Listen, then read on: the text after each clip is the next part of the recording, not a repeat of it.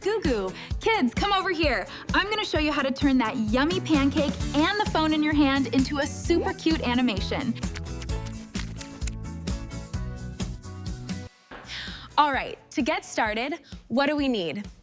A pancake or any snack you have right now, a toy, a smartphone, and a tripod to keep our shots steady. Ready? Let's go. First, set your tripod on the table and mount your phone. Now, place your snack on the table. If your character is like my rabbit, won't stay upright, just put a little bit of tape on the bottom to stick it to the table. Let's take the first photo.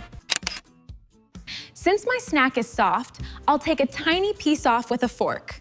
Then, I'll place the rabbit exactly where the piece was taken, making it look like the rabbit took a bite.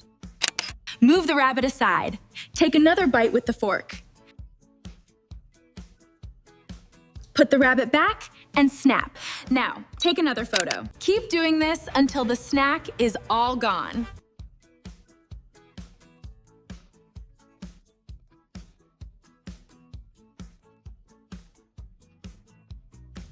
And here is the final frame.